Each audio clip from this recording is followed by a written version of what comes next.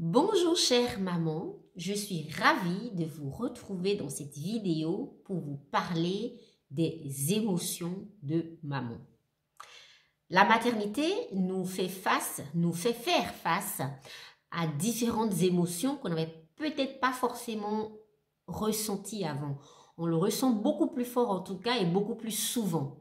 L'anxiété, l'angoisse, la colère, la tristesse, la joie, le plaisir, évidemment en abondance, mais aussi et surtout de la culpabilité.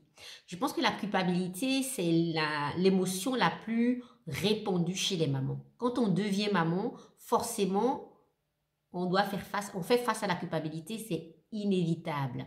Et cette culpabilité, elle est renforcée encore plus dans notre société d'aujourd'hui où les mamans ont tant et tant de choses sur leurs épaules. Une maman doit travailler pour participer aux frais de la maison. Et quand elle travaille, elle se sent coupable de ne pas être présente, de ne pas être assez présente pour son enfant. Quand elle est présente pour son enfant, elle se sent coupable de ne pas gagner de l'argent. Elle se sent coupable de vivre sur le salaire de son compagnon. Quand elle fait l'inverse, elle se sent coupable quand même encore. Et évidemment, elle se sent coupable quand elle prend soin d'elle, elle se sent coupable quand elle n'est pas assez présente, assez douce, assez bienveillante, assez attentive envers son enfant. Elle se sent coupable de ne pas être assez douce et attentive envers son homme. Elle se sent coupable. Enfin bref, vous voyez, la culpabilité et les mamans, c'est vraiment... ça prend énormément de place. Mais aujourd'hui, nous parlerons des émotions en général, pas que de la culpabilité. Et je vais vous donner ma technique pour accueillir les émotions parce que c'est tellement important. Alors déjà, la première chose que j'ai envie de vous dire, c'est que l'émotion est neutre. Une émotion, c'est un vecteur, un guide, une balise pour vous donner un message. On répertorie les émotions en 4 grandes catégories. La joie pour toutes les émotions, on va dire positives, les émotions agréables, le plaisir, la joie, etc. La tristesse, évidemment. La colère, forcément. Et puis, la peur. C'est aussi une grosse émotion, la déception, machin, tout ça, ce sont des émotions de peur. Chacune de ces émotions vient nous donner un message. Par exemple, la colère veut nous dire que nous n'avons pas respecté nos limites, nos besoins, nos valeurs principales. Donc, il est important de comprendre ça. La colère veut nous amener à mettre des limites. Ensuite, il y a par exemple la tristesse. Et la tristesse, elle vient quand on a perdu quelque chose ou quelqu'un, elle nous fait comprendre que nous avons besoin de consolation, nous avons besoin de tendresse, que nous avons besoin de quelqu'un, nous sommes des êtres de lien, nous avons besoin de quelqu'un pour nous consoler. La peur, c'est une émotion qu'on ressent quand on est face à une situation potentiellement dangereuse. Elle nous fait comprendre que nous avons un besoin de sécurité. Donc, c'est le message, la sécurité, la protection. La peur et la joie, évidemment, c'est quand on a gagné quelque chose, c'est l'indicateur que nous sommes sur notre chemin de vie et c'est vraiment la joie qu'il faut suivre. Ce qu'il y a à comprendre par rapport aux émotions, c'est qu'une émotion, elle est toujours passagère. Donc, l'émotion, elle dure en général quelques secondes, à maximum 10 minutes. Ce qui nous fait croire parfois que l'émotion dure longtemps, ce sont les pensées que nous avons qui viennent alimenter l'émotion. Nous alimentons volontairement nos émotions quand nous choisissons, inconsciemment ou pas, des pensées pour les aggraver, des pensées qui les alimentent et qui les nourrissent et donc elles ne passent pas. Vous le savez certainement, dans la plupart de nous, dans notre éducation, dans la société moderne, on nous a éduqués en fait à accepter évidemment la joie, mais pas trop fort, donc voilà, sois modéré, ne souris pas trop fort, ne ris pas aux éclats, etc. On nous a appris à cacher notre tristesse, mais non, ne pleure pas, ne fais pas le bébé. On nous a appris à refouler notre colère parce que c'est pas beau, encore plus quand on est une femme, t'es moche quand t'es en colère. On nous a appris à réfréner nos peurs, mais non, n'aie pas peur, etc. Comme vous le voyez, toutes ces émotions, on nous a appris à les étouffer.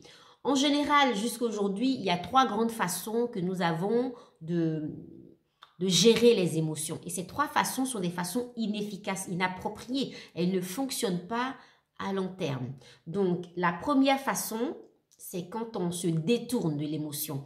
Ça veut dire que le détournement, c'est une technique d'évitement de ressenti de l'émotion. C'est ce qu'on fait, par exemple, quand on fume, quand on allume une musique, quand on regarde la télé, quand on change d'ambiance, en fait. On se détourne de l'émotion et vous le savez, ce n'est pas efficace puisque ça reste là et on le rumine, on le ressasse et ça n'en finit pas. C'est ce qui fait que peut-être que dans 6 mois, vous pouvez revenir vers une émotion, un événement qui est passé et vous dire... Je ressens encore la colère ou la tristesse ou la peur que j'ai eue devant telle émotion. Elle reste figée et bloquée dans votre corps. Ensuite, la deuxième façon de réagir qui est assez commune, c'est de réagir justement. Ça veut dire que voilà, quand on a de la colère, on claque les portes, on tape dans un mur, etc. Donc, on est dans la réaction, c'est primaire, instinctif, et on lâche la pression finalement. Alors évidemment, vous le savez, cette façon, quand on réagit comme ça, quand on lâche la pression immédiatement lorsque l'émotion est là, souvent elle s'ensuit de la culpabilité, on s'en veut, de la honte, de l'embarras, etc. Et puis ça vient alimenter le sentiment primaire et ça fait un mélange qui n'est vraiment pas chouette, qui fait qu'on se sent mal dans sa peau, mal dans sa vie, etc. Et ça entraîne bien sûr un manque d'estime de soi, ça nourrit le manque de confiance en soi. C'est vraiment un cercle vicieux, pas très beau. La troisième façon que nous avons de gérer, la façon habituelle dont on gère les émotions la plupart du temps, c'est de résister. C'est ce qu'on nous a appris depuis qu'on est petit. On enfonce le ballon dans l'eau, on veut cacher l'émotion, on prend sur soi, on refoule l'émotion et qu'est-ce qui se passe? On est comme une cocotte minute parce que tôt ou tard, boum, ça explose et puis on se dit j'ai craqué, j'ai hurlé, j'ai crié, j'ai tapé, voilà, c'était plus fort que moi. Mais comme vous le voyez, ces 3 façons de faire face à une émotion, ces 3 façons de gérer son émotion, ces 3 façons ne sont pas efficaces. Surtout qu'on les somatise, l'émotion reste bloquée dans le corps, l'énergie ne circule pas et c'est ça qui fait ce sentiment impalpable d'insatisfaction, de mal-être, de manque de confiance, de manque d'estime, voilà, où on se dévalorise en disant « Oh, je suis nulle, oh, j'aurais dû, j'aurais pu, etc. » Le seul bénéfice de ces stratégies de gestion, qui sont en fait des stratégies d'évitement de l'émotion, c'est le court terme, c'est d'éviter un moment désagréable. Donc, on a tellement envie d'éviter un moment désagréable parce qu'on a été éduqué comme ça, parce qu'on a été habitué à ça, qu'on ne se rend même pas compte que le moment désagréable à passer, il est tout petit comparé aux semaines, aux jours, aux mois même parfois, aux années. Parfois, c'est vraiment des années d'émotions refoulées dans le corps et de ressassement dans le mental qui s'ensuit finalement. Donc moi, j'ai envie de vous inviter à accueillir vos émotions, accueillir toutes sortes d'émotions, que ce soit la joie, la colère, la tristesse, la peur, peu importe. Toutes les émotions sont neutres. Aucune émotion n'est positive ou négative. Une émotion, elle est agréable ou désagréable. Et toutes ont leur place dans la palette des émotions, elles ont toutes leur place dans la vie. Donc, la première chose à comprendre, c'est qu'une émotion vient délivrer un message. Une émotion, elle est passagère. Si votre émotion dure trop longtemps, c'est que vous utilisez les 3 stratégies que j'ai citées, se détourner, réagir ou refouler. Et c'est pour ça que ça ne va pas. La solution est vraiment simple. C'est une solution ancestrale que vous connaissez, elle est en vous. Vous savez comment faire. Quand on regarde un enfant qui n'a pas été conditionné, un enfant qui n'a pas été formaté, un enfant qui n'a pas été voilà, éduqué à briser ça, c'est naturel. Ils savent le faire, ils savent rentrer dans leurs émotions, ils savent surfer sur la vague, ils savent gérer.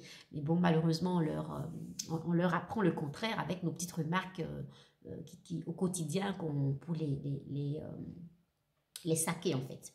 Donc, j'ai envie de vous parler de gérer une émotion. Pour moi, c'est se reconnecter à soi, à son corps, à ses besoins et surfer dans l'émotion, plonger dedans. Donc, c'est vraiment contre-intuitif, c'est pas du tout ce qu'on dit souvent, ce qu'on nous fait, ce que notre société véhicule. Alors, c'est un schéma assez simple que je vous détaille et puis je vous donnerai un petit exemple concret. Donc, la première chose à savoir, c'est qu'une émotion, c'est donc une vibration, c'est quelque chose de physique. On peut le quantifier, le qualifier, lui donner des contours, lui donner une couleur. Donc, je vous invite à ça.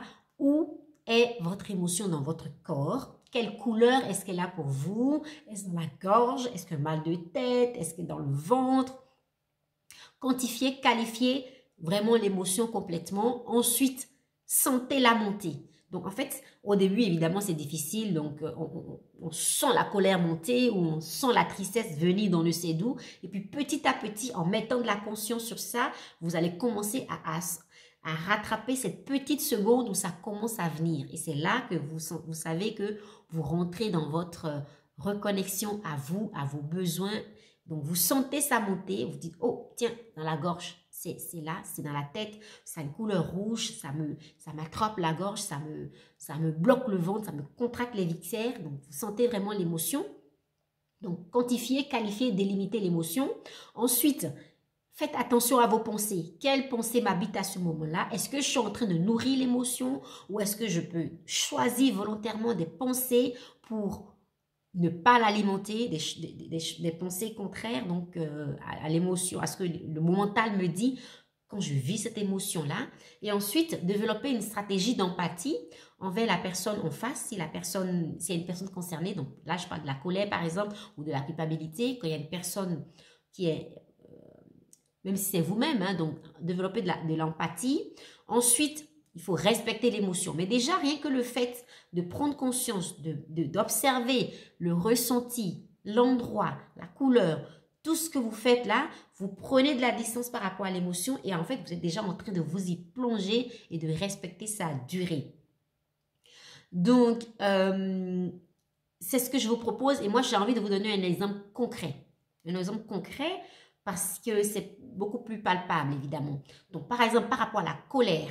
Alors, imaginons que votre enfant, il refuse d'aller au bain et que ça vous met en colère parce qu'il se débat, il s'enfuit, etc.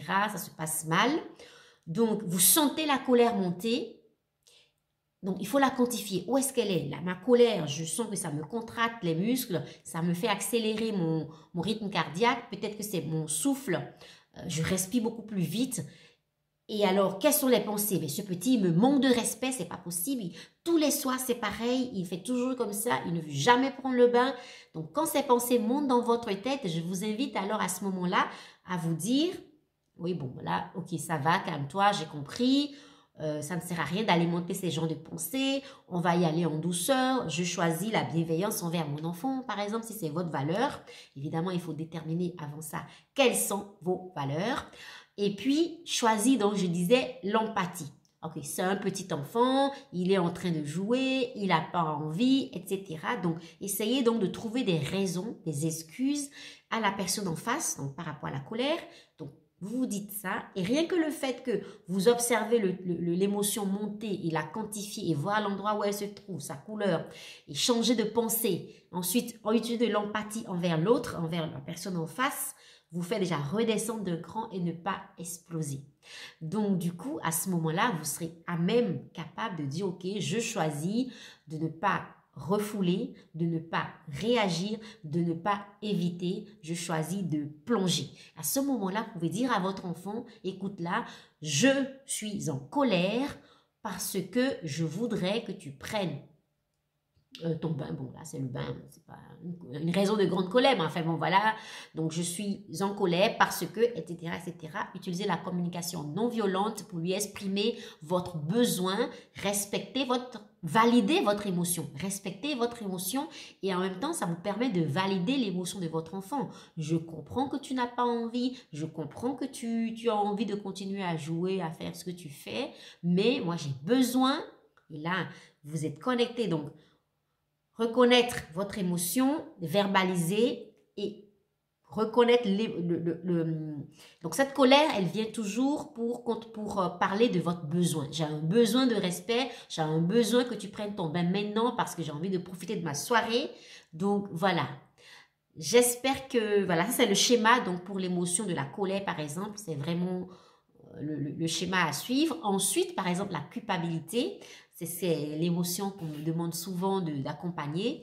Pour la culpabilité, en fait, je crois que la seule chose qui fonctionne pour la culpabilité, c'est l'acceptation.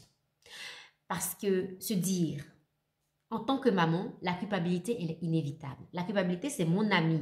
Donc, je lui dis, attache ta ceinture de sécurité parce que nous, on continue notre vie ensemble. Donc, quand on s'en fait une amie désagréable, une amie un petit peu chiante, mais une amie quand même. Donc, quand vous prenez soin de vous, quand vous allez au travail ou au contraire, quand vous ralentissez pour jouer avec votre enfant et que la culpabilité se dit, oh, oh, tu devrais être en train de travailler, tu devrais être en train de faire ci, en tout cas, tu devrais être en train de faire ce que tu n'es pas en train de faire parce qu'elle sera toujours là.